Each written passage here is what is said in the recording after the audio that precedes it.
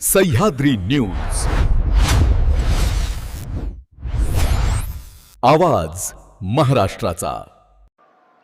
साथियों, आज भारत तेजी से विकसित होने के लक्ष्य की तरफ आगे बढ़ रहा है, लेकिन इस समय भारत कई विराट चुनौतियों का मुकाबला भी कर रहा है. साथियों, कोरोना काल के दौरान ही दुनिया सप्लाई चेन के बहुत बड़े संकट से गिर गई थी. कोविड के बाद यूक्रेन में युद्ध शुरू हो गया. उसने दुनिया की परेशानियां और बढ़ा दी. फूड, फ्यूल, फर्टिलाइजर, इन तीनों चीजों पर गंभीर प्रभाव पड़ा. बीते 5-6 वर्षों में इस संकट से निपटने के लिए हमारी सरकार निरंतर प्रयास कर रही है. आपको याद होगा, उस समय और आज भी फर्टिलाइजर की एक बोरी दुनिया में 3-3 हजार रुपये में बिक रही थी. एक बोरी का 3,000 रुपया. कितना? आप बताएंगे एक बोरी का कितना? आंकड़ा नहीं, बोलिए मुंह से. 3,000 रुपया एक बोरी का. कितना? एक बोरी का कितना? एक बोरी का कितना? और भारत के किसानों को वही खाद की बोरी 300 से भी कम रुपये में दी जा रही है. 3,000 के सामने 300 रुपये में. सप्लाई चेन की इन मुश्किलों के बीच पिछले 2 महीने से हमारे पड़ोस में ही इतना बड़ा युद्ध चल रहा है. इसका असर पूरी दुनिया पर पड़ा है और भारत पर तो और भी गंभीर असर हुआ है. साथियों, भारत के पास बड़े बड़े तेल के कुएं नहीं है. हमें अपनी जरूरत का पेट्रोल, डीजल, गैस, ये सब बहुत बड़ी मात्रा में दुनिया के दूसरे देशों से, बाहर से मंगाना पड़ता है. युद्ध की वजह से पूरी दुनिया में पेट्रोल, डीजल, गैस और फर्टिलाइजर के दाम बहुत अधिक बढ़ चुके हैं. आसमान को भी पार कर गए हैं. अड़ोस पड़ोस में देशों में क्या हाल है वो तो अखबारों में आता है. भारत सरकार इस युद्ध के पिछले 2 महीनों से देशवासियों को इस संकट से बचाने के लिए लगातार प्रयास कर रही है. नागरिकों पर बोझ न पड़े, इसके लिए सरकार सारा बोझ सरकार खुद अपने कंधे पर उठा रही है. लेकिन साथियों, जब सप्लाई चेन पर संकट लगातार बना रहे तो हम कितने भी उपाय कर लें, मुश्किलें बढ़ती ही जाती है. इसलिए अब देश को सर्वोपरि रखते हुए, मां भारती को सर्वोपरि रखते हुए हमें एकजुट होकर के लड़ना होगा. हमें याद रखना है, देश के लिए मरना ही सिर्फ देशभक्ति नहीं होती है. देश के लिए जीना और देश के प्रति अपने कर्तव्यों को निभाना, वो भी देशभक्ति होती है. इसलिए वैश्विक संकट के इस समय में हमें कर्तव्यों को सर्वोपरि रखते हुए कुछ संकल्प लेने होंगे और उन संकल्पों को पूरे समर्पण भाव से पूरा करना होगा। जैसे एक बड़ा संकल्प है पेट्रोल डीजल का संयम से इस्तेमाल करना। साथियों, हमें पेट्रोल डीजल का उपयोग कम करना होगा। शहरों में जहां मेट्रो है वहां हम तय करें कि हम मेट्रो का ही उपयोग करेंगे, ज्यादा से ज्यादा मेट्रो में ही जाएंगे। अगर कार में ही जाना जरूरी है तो फिर कार पूल करने का प्रयास करें और भी लोगों को साथ बिठा ले। अगर हमें कहीं सामान भेजना हो तो कोशिश करनी है कि वह ज्यादा से ज्यादा रेलवे गुड्स के जो ट्रेन होती है रेलवे की सर्विसेज से भेजें, ताकि इलेक्ट्रिक रेलवे होने के कारण पेट्रोल डीजल की जरूरत नहीं पड़ती है। जिन लोगों के पास इलेक्ट्रिक व्हीकल है वो भी कोशिश करें कि इलेक्ट्रिक व्हीकल का ज्यादा से ज्यादा उपयोग करें। साथियों, हमने कोरोना के समय में वर्क फ्रॉम होम की, ऑनलाइन मीटिंग्स की, वीडियो कॉन्फ्रेंस की, ऐसी अनेक व्यवस्थाएं विकसित की और हमें आदत भी हो गई थी। आज समय की मांग ऐसी है कि उन व्यवस्थाओं को हम फिर से शुरू करें तो वो देश हित में होगा। Work from home, online conferences, virtual meetings, इनको हमें फिर से प्राथमिकता देनी है।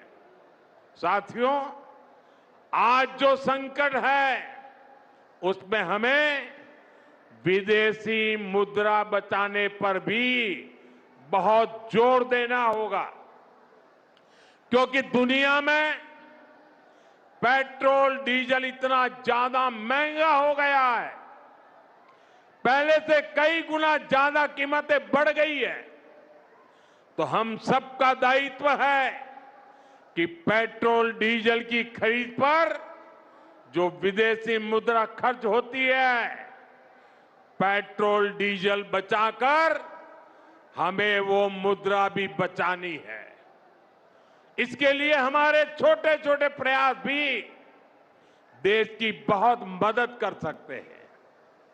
जैसे आजकल जो विदेशों में शादियों का, विदेशों में घूमने का, विदेशों में वैकेशन पर जाने का मिडिल क्लास में कल्चर बढ़ता जा रहा है। हमें तय करना होगा कि जब ये संकट का काल है और हमारी देशभक्ति हमें ललकार रही है, तो कम से कम एक साल के लिए हमें विदेशों में जाने की बातों को टालना चाहिए। भारत में बहुत सारी जगह है, वहां हम जा सकते हैं। बहुत कुछ भारत में किया जा सकता है। इस बेटी को नीचे बिठाइए, उसे थक जाएगी। उस बेटी को बिठाइए। वो थैंक यू बेटा, थैंक यू। बैठिए, आप नीचे बैठिए। मैंने देख लिया बेटा, उसको देख लिया, अब आप बैठ जाइए। हाँ, इस छोटी बच्ची को क्यों परेशान करते हो भाई? इन बच्चों को बैठने दीजिए प्लीज। बच्चों को परेशान मत कीजिए जी। साथियों, हमें विदेशी मुद्रा बचाने के जो भी रास्ते हम लोग अपना सकते हैं, हमें बचाना होगा। साथियों, गोल्ड यानी सोने की खरीद एक और पहलू है जिसमें विदेशी मुद्रा बहुत अधिक खर्च होती है। एक जमाना था जब संकट आता था, कोई युद्ध होता था, तो लोग देश हित में सोना दान दे देते थे। आज दान की जरूरत नहीं है, लेकिन देश हित में हमको ये तय करना पड़ेगा कि साल भर तक घर में कोई भी फंक्शन हो, कोई भी कार्यक्रम हो, हम सोने के गहने नहीं खरीदेंगे, सोना नहीं खरीदेंगे। विदेशी मुद्रा बचाने के लिए हमारी देशभक्ति हमें चुनौती दे रही है और हमें इस चुनौती को स्वीकार करते हुए विदेशी मुद्रा को बचाना होगा। साथियों, ये समय एक और बड़े सबक का भी है। एक समय था जब हम कॉपर एक्सपोर्ट करते थे, लेकिन आज भारत के सामने स्थिति ऐसी बन गई कि अब हमें कॉपर को भी इंपोर्ट करना पड़ता है।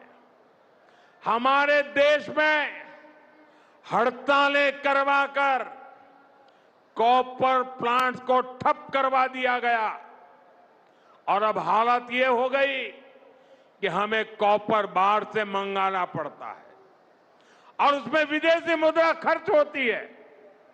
इसलिए मैं ऐसे सभी श्रमिक समूह मजदूर संगठनों से भी कहूंगा कि हमें ऐसी बातों का जरूर ध्यान रखना चाहिए।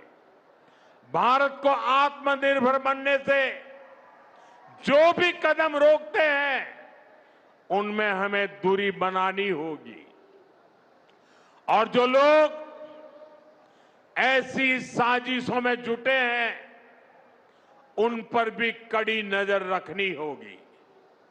मैं देश की अदालतों से भी आग्रह करूंगा कि ऐसी स्थिति आने पर देश हित में हमें कोई ना कोई रास्ता निकालने की तरफ बढ़ना चाहिए। साथियों, ऐसे ही खाने के तेल का भी है। इसके आयात के लिए भी बहुत बड़ी मात्रा में हमें विदेशी मुद्रा खर्च करनी पड़ती है। हर परिवार अगर खाने के तेल में खाने का तेल का जो उपयोग करता है, अगर वो कुछ कमी करे, मैंने बार बार कहा है 10% कम करो। अगर हम तेल खाना कम करें ना, तो भी वो देशभक्ति का बहुत बड़ा काम है। आप देश सेवा में योगदान दे सकते हैं और इससे देश सेवा भी होगी और देह सेवा भी होगी। इससे देश के खजाने का स्वास्थ्य भी सुधरेगा और परिवार के हर सदस्य का स्वास्थ्य भी अच्छा रहेगा। साथियों, विदेशी मुद्रा की खपत वाला एक और सेक्टर हमारी खेती है। हम बहुत बड़ी मात्रा में बाहर से केमिकल फर्टिलाइजर इंपोर्ट करते हैं। केमिकल फर्टिलाइजर खेती के कारण हमारी धरती मां को बहुत पीड़ा हो रही है। हमारे खेत बर्बाद हो रहे हैं। अगर आज हम अपने खेत को नहीं बचाएंगे तो भविष्य में फसलों पर भी खतरा आ जाएगा। इसलिए बहुत जरूरी है कि हम केमिकल फर्टिलाइजर की खपत 25%, 30%, 40%, 50% उसको घटाए, आधी कर दें और हम उसके साथ साथ नेचुरल फार्मिंग की तरफ बढ़ें। हम फर्टिलाइजर का उपयोग कम करके विदेशी मुद्रा भी बचा सकते हैं और साथ साथ अपने खेत को बचा सकते हैं, हमारी ये धरती मां को बचा सकते हैं। और यह हमें करना ही होगा। आज वैश्विक संकटों से जो चुनौतियां आई है, हमें उन चुनौतियों को परास्त करना होगा। साथियों, भारत सरकार खेतों में डीजल पंप की जगह सोलर पंप की योजना चला रही है। हम खेतों में डीजल पंप की जगह सोलर पंप का उपयोग करने का जोर देना होगा। मैं कोविड काल में भी आग्रह करता था कि हम स्थानीय चीजें खरीदें, वोकल फॉर लोकल के मंत्र को लेकर चले। हम मेड इन इंडिया चीजें खरीदकर भी विदेशी मुद्रा बचा सकते हैं और हमारे देश में स्थानीय उत्पादन की कोई कमी नहीं है। चाहे जूते हो, पर्स हो, बैग हो, हमें स्वदेशी पर बल देना चाहिए। और मैं ये नहीं कह रहा कि जो आपके पास विदेशी चीजें खरीदी हुई है, विदेशी ब्रांड की है, उनको जाकर के फेंक दो, ऐसा मैं नहीं कह रहा हूं। लेकिन मेरा आग्रह है कि नए विदेशी प्रोडक्ट हमें नहीं खरीदने चाहिए। और वाकई हमें कई बार अंदाजा तक नहीं होता कि रोजमर्रा की कितनी सारी चीजें विदेशी है जो हम ऐसे ही यूज कर रहे हैं। और साथियों, जब मैं बात स्वदेशी की करता हूं तो लोगों को लगता है कि दिवाली के दिए खरीदो मतलब स्वदेशी हो गया। ये तो भ्रम फैलाने वाली बातें हैं, इससे सफलता नहीं मिलती है। हमें घर के उपयोग में आने वाले सामान की लिस्ट बनानी है। देखना चाहिए कितनी विदेशी चीजें घुस गई है, पता ही नहीं है। कैंची हो, कंघी हो, छोटी छोटी चीजें, टूथपिन, टूथब्रश, कितना सारा सामान विदेश से हमारे घर में घुस गया है। फिर इस लिस्ट से हमें हो सके उतना जल्दी स्वदेशी में बदलना चाहिए। साथियों, ये बातें सिर्फ एक सरकार, एक दल, एक व्यक्ति की नहीं है। ये बीजेपी का भी मुद्दा नहीं है, ये देश का मुद्दा है। और इसके लिए हर नागरिक, हर राजनीतिक दल, हर सरकार, हर समाज, हर संगठन को संकल्पबद्ध होगा। मैं मीडिया के साथियों से भी देश हित में आगे आने के लिए आग्रह करूंगा। आइए देशभक्ति का भाव जगाएं और देश को जो वैश्विक संकट चल रहे हैं, देश उस संकटों का लाभ ले, परिस्थिति पे सवार हो जाए। ऐसा वातावरण बनाने के लिए हमें योगदान देना होगा और तभी जाकर के देश सफल होगा। ऐसे संकल्प जब हर नागरिक पूरी ईमानदारी से सिद्ध करेगा तो भारत हर संकट में जरूर विजयी होगा।